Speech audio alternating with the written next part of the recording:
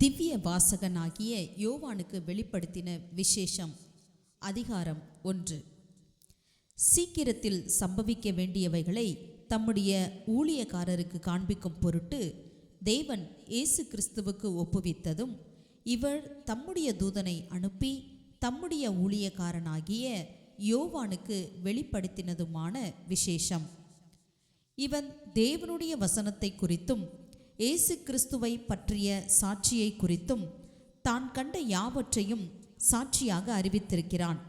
இந்த தீர்க்கதரிசன வசனங்களை வாசிக்கிறவனும் கேட்கிறவர்களும் இதில் எழுதியிருக்கிறவைகளை கை கொள்ளுகிறவர்களும் பாக்கியவான்கள். காலம் சமீபமாய் இருக்கிறது.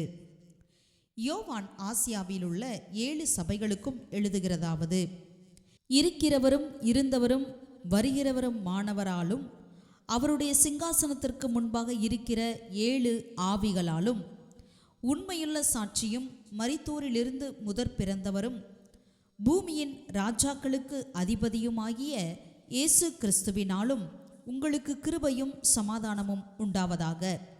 நம்மிடத்தில் அன்பு கூர்ந்து தமது இரத்தத்தினாலே நம்முடைய பாவங்கள் அற நம்மை கழுவி தம்முடைய பிதாவாகிய தேவனுக்கு முன்பாக நம்மை ராஜாக்களும் ஆசாரியர்களும் ஆக்கின அவருக்கு மகிமையும் வல்லமையும் என்றென்றைக்கும் உண்டாயிருப்பதாக. ஆமேன். இதோ மேகங்களுடனே வருகிறார். கண்கள் யாவும் அவரை காணும். அவரை குத்தினவர்களும் அவரை காண்பார்கள். பூமியின் கோத்திரத்தார் எல்லாரும் அவரை பார்த்து புலம்புவார்கள். அப்படியே ஆகும். ஆமேன். இருக்கிறவரும் இருந்தவரும் வருகிறவரும் ஆகிய சர்வ வல்லமையுள்ள கர்த்தர், நான் அல்பாவும் ஒமேகாவும் ஆதியும் அந்தமுமாயிருக்கிறேன் என்று திருவுளம் பற்றுகிறார். உங்கள் சகோதரனும் இயேசு கிறிஸ்துவின் நிமித்தம் வருகிற உபத்திரவத்திற்கும் அவருடைய ராஜ்யத்திற்கும் அவருடைய பொறுமைக்கும் உங்கள் உடன் பங்காளனுமாயிருக்கிற யோவானாகிய நான் தேவ வசனத்தின் நிமித்தமும் இயேசு கிறிஸ்துவை பற்றிய சாட்சியின் நிமித்தமும் பத்மு என்னும் தீவிலே இருந்தேன். கர்த்தருடைய நாளில் ஆவிக்குள்ளானேன். அப்பொழுது எனக்கு பின்னாலே எக்கால சத்தம் போன்ற பெரிதான ஒரு சத்தத்தை கேட்டேன். அது, நான் அல்பாவும் ஒமேகாவும் முந்தினவரும் பிந்தினவருமாய் இருக்கிறேன். நீ காண்கிறதை ஒரு புஸ்தகத்தில் எழுதி ஆசியாவில் இருக்கிற எபேசு, சிமிர்னா, பெர்கமு, தியத்தீரா, சர்தை, பிலதெல்பியா, லவோதிகேயா என்னும் பட்டணங்களிலுள்ள 7 சபைகளுக்கும் அனுப்பு என்று விளம்பினது. அப்பொழுது என்னுடனே பேசின சத்தத்தை பார்க்க திரும்பின போது 7 பொன் குத்து விளக்குகளையும் அந்த 7 குத்து விளக்குகளின் மத்தியிலே நிலையங்கி தரித்து மார்பருகே பொற்கச்சை கட்டியிருந்த மனுஷகுமாரனுக்கு ஒப்பானவரையும் கண்டேன். அவருடைய சிரசும் மயிரும் வெண்பஞ்சை போலவும் உறைந்த மலையைப் போலவும் வெண்மையாயிருந்தது. அவருடைய கண்கள் அக்னி ஜுவாலையைப் போல் இருந்தது. அவருடைய பாதங்கள் உலைக்களத்தில் காய்ந்த பிரகாசமான வெண்கலம் போல் இருந்தது. அவருடைய சத்தம் பெரு வெள்ளத்து இரைச்சலை போல் இருந்தது. தமது வலது கரத்திலே 7 நட்சத்திரங்களை ஏந்தி கொண்டு இருந்தார். அவர் வாயிலிருந்து இருபுறமும் கருக்குள்ள பட்டயம் புறப்பட்டது. அவருடைய முகம் வல்லமையை பிரகாசிக்கிற சூரியனை போல் இருந்தது. நான் அவரை கண்டபோது செத்தவனைப் போல அவருடைய பாதத்திலே விழுந்தேன். அப்பொழுது அவர் தம்முடைய வலது கரத்தை என் மேல் வைத்து என்னை நோக்கி, பயப்படாதே, நான் முந்தினவரும் பிந்தினவரும் உயிர் உள்ளவருமாயிருக்கிறேன். மரித்தேன், ஆனாலும் இதோ சதா காலங்களிலும் உயிரோடு இருக்கிறேன். ஆமேன். நான் மரணத்திற்கும் பாதாளத்திற்கும் உரிய திறவுகோல்களை உடையவராய் இருக்கிறேன். நீ கண்டவைகளையும் இருக்கிறவைகளையும் இவைகளுக்கு பின்பு சம்பவிப்பவைகளையும் எழுது. என் வலது கரத்தில் நீ கண்ட 7 நட்சத்திரங்களின் இரகசியத்தையும் 7 பொன் குத்து விளக்குகளின் இரகசியத்தையும் எழுது. அந்த 7 நட்சத்திரங்களும் 7 சபையின் தூதர்களாம். நீ கண்ட 7 குத்து விளக்குகளும் 7 சபைகளாம். ஆமேன். திவ்ய வாசகனாகிய யோவானுக்கு வெளிப்படுத்தின விசேஷம். அதிகாரம் 2. எபேசு சபையின் தூதனுக்கு நீ எழுத வேண்டியது என்னவெனில், 7 நட்சத்திரங்களை தம்முடைய வலது கரத்தில் ஏந்தி கொண்டு 7 பொன் குத்துவிளக்குகளின் மத்தியிலே உலாவிக் கொண்டு இருக்கிறவர் சொல்லுகிறதாவது: உன் கிரியைகளையும் உன் பிரயாசத்தையும் உன் பொறுமையையும் நீ பொல்லாதவர்களை சகிக்க கூடாமல் இருக்கிறதையும் அப்போஸ்தலர் அல்லாதவர்கள் தங்களை அப்போஸ்தலர் என்று சொல்லுகிறதை நீ சோதித்து அவர்களை பொய்யர் என்று கண்டறிந்ததையும் நீ சகித்து கொண்டு இருக்கிறதையும் பொறுமையாய் இருக்கிறதையும் என் நாமத்து நிமித்தம் இலைப்படையாமல் பிரயாசப்பட்டதையும் அறிந்திருக்கிறேன். ஆனாலும் நீ ஆதியில் கொண்டிருந்த அன்பை விட்டாய் என்று உன் பேரில் எனக்கு குறை உண்டு. ஆகையால் நீ இன்ன நிலைமையிலிருந்து விழுந்தாய் என்பதை நினைத்து மனம் திரும்பி ஆதியில் செய்த கிரியைகளை செய்வாயாக. இல்லாவிட்டால் நான் சீக்கிரமாய் உன்னிடத்தில் வந்து நீ மனம் திரும்பாத பட்சத்தில் உன் விளக்கு தண்டை அதனிடத்து நின்று நீக்கிவிடுவேன். நான் வெறுக்கிற நிக்கோலாய் மதஸ்தரின் கிரியைகளை நீயும் வெறுக்கிறாய். இது உன்னிடத்தில் உண்டு. ஆவியானவர் சபைகளுக்கு சொல்லுகிறதை காதுள்ளவன் கேட்க கடவன். ஜெயம் கொள்ளுகிறவன் எவனோ அவனுக்கு தேவனுடைய பரதீசின் மத்தியில் இருக்கிற ஜீவ விருட்சத்தின் கனியை புசிக்க கொடுப்பேன் என்று எழுது. சிமிர்னா சபையின் தூதனுக்கு நீ எழுத வேண்டியது என்னவெனில், முந்தினவரும் பிந்தினவரும் மரித்திருந்து பிழைத்தவருமானவர் சொல்லுகிறதாவது, உன் கிரியைகளையும் உன் உபத்திரவத்தையும் நீ ஐஸ்வர்யம் உள்ளவனாயிருந்தும் உனக்கு இருக்கிற தரித்திரத்தையும் தங்களை யூதர் என்று சொல்லியும் யூதராயிராமல் சாத்தானுடைய கூட்டமாய் இருக்கிறவர்கள் செய்யும் தூஷணத்தையும் அறிந்திருக்கிறேன். நீ படப்போகிற பாடுகளை குறித்து எவ்வளவும் பயப்படாதே.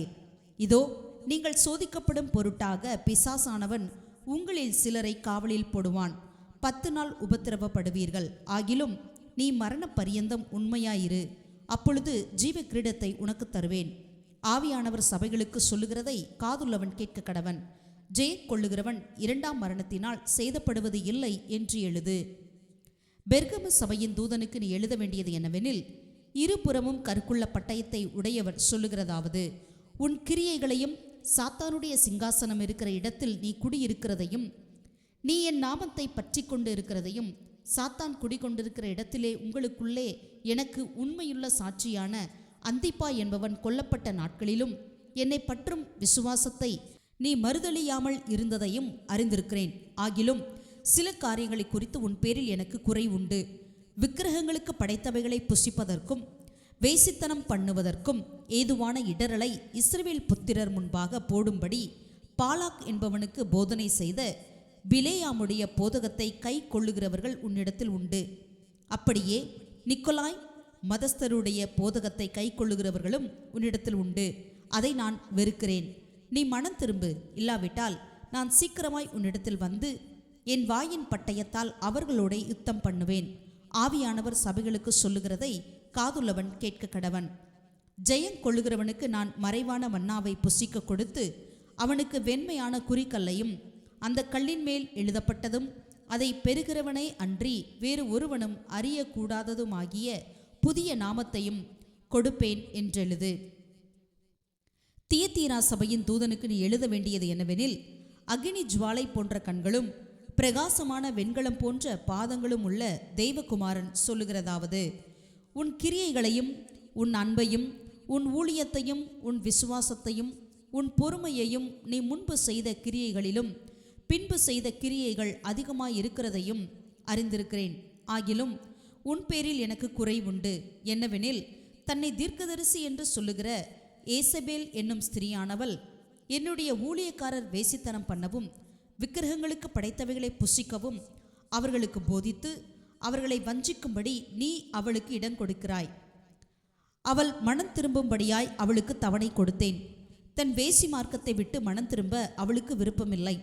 இதோ நான் அவளை கட்டில் கிடையாக்கி அவளுடனே விபச்சாரம் செய்தவர்கள் தங்களுடைய கிரியைகளை விட்டு மனம் திரும்பாவிட்டால் அவர்களையும் மிகுந்த உபத்திரவத்திலே தள்ளி அவளுடைய பிள்ளைகளையும் கொல்லவே கொள்ளுவேன். அப்பொழுது நானே உள்ளந்திரியங்களையும் இருதயங்களையும் ஆராய்கிறவர் என்று எல்லா சபைகளும் அறிந்து கொள்ளும். அன்றியும் உங்களில் ஒவ்வொருவனுக்கும் உங்கள் கிரியைகளின் படியே பலனளிப்பேன்.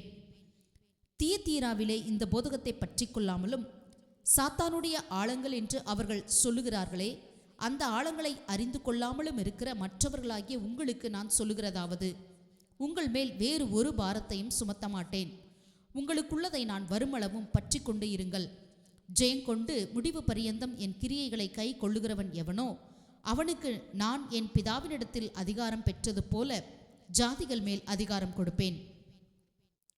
அவன் இருப்புக்கோளால் அவர்களை ஆளுவான். அவர்கள் மண்பாண்டங்களைப் போல நொறுக்கப்படுவார்கள். விடிவெளி நட்சத்திரத்தையும் அவனுக்கு கொடுப்பேன். ஆவியானவர் சபைகளுக்கு சொல்லுகிறதை காதுள்ளவன் கேட்க கடவன் என்றெழுது. திவ்ய வாசகனாகிய யோவானுக்கு வெளிப்படுத்தின விசேஷம். அதிகாரம் 3. சர்தை சபையின் தூதனுக்கு நீ எழுத வேண்டியது என்னவெனில், தேவனுடைய 7 ஆவிகளையும் 7 நட்சத்திரங்களையும் உடையவர் சொல்லுகிறதாவது, உன் கிரியைகளை அறிந்திருக்கிறேன். நீ உயிர் உள்ளவன் என்ற பெயர் கொண்டிருந்தும் செத்தவனாயிருக்கிறாய்.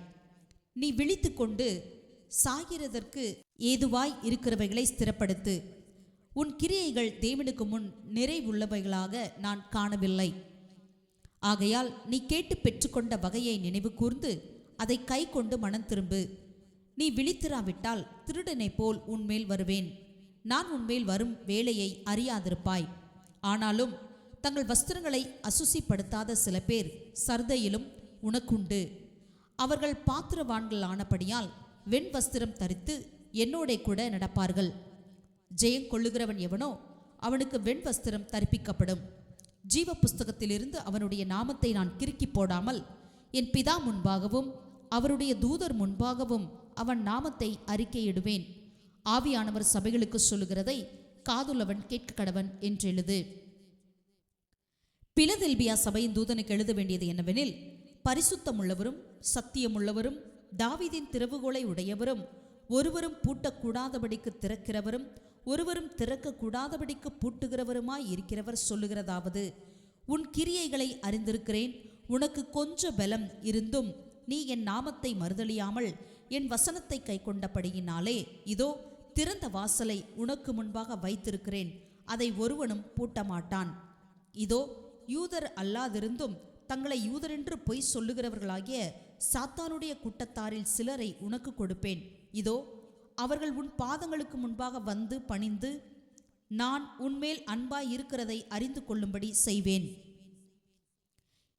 என் பொறுமையை குறித்து சொல்லிய வசனத்தை நீ காத்து கொண்டபடியினால் பூமியில் குடியிருக்கிறவர்களை சோதிக்கும்படியாக பூச்சக்கரத்தின் மேலெங்கும் வரப்போகிற சோதனை காலத்திற்கு தப்பும்படி நானும் உன்னை காப்பேன். இதோ சீக்கிரமாய் வருகிறேன். ஒருவனும் உன் கிரீடத்தை எடுத்துக்கொள்ளாதபடிக்கு உனக்குள்ளதை பற்றி கொண்டிரு. ஜெயம் கொள்ளுகிறவன் எவனோ அவனை என் தேவனுடைய ஆலயத்திலே தூணாக்குவேன். அதினின்று அவன் ஒரு காலம் நீங்குவதில்லை. என் தேவனுடைய நாமத்தையும் என் தேவனால் பரலோகத்திலிருந்து இறங்கி வருகிற புதிய எருசலேமாகிய என் தேவனுடைய நகரத்தின் நாமத்தையும் என் புதிய நாமத்தையும் அவன் மேல் எழுதுவேன். ஆவியானவர் சபைகளுக்கு சொல்லுகிறதை காதுள்ளவன் கேட்க கடவன் என்று எழுது. லவோதேக்கியா சபையின் தூதனுக்கு நீ எழுத வேண்டியது என்னவெனில், உண்மையும் சத்தியமும் உள்ள சாட்சியும் தேவனுடைய சிருஷ்டிக்கு ஆதியுமாய் இருக்கிற ஆமேன் என்பவர் சொல்லுகிறதாவது, உன் கிரியைகளை அறிந்திருக்கிறேன். நீ குளிருமல்ல அனலுமல்ல. நீ குளிராயாவது அனலாயாவது இருந்தால் நலமாயிருக்கும். இப்படி நீ குளிருமின்றி அனலுமின்றி வெதுவெதுப்பாய் இருக்கிறபடியினால் உன்னை என் வாயினின்று வாந்தி பண்ணி போடுவேன்.